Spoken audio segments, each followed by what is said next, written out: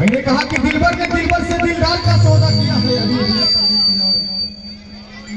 भगोड़ी बाबा कि दिलबर ने दिलबर से दिलदार का सौदा किया है। अरे धन्य है इनके माता पिता जो इतने अच्छे कलाकार को पैदा किया है।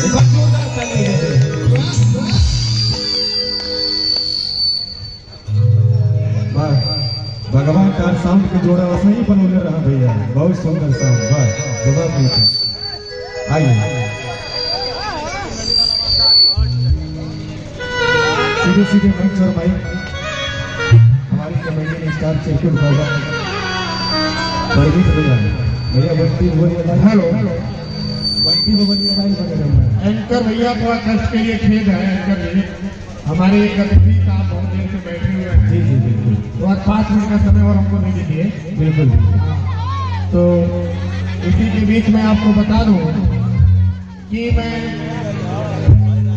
आज से लगभग 10 सालों से तो मैं इनसे नियमित मिल रहा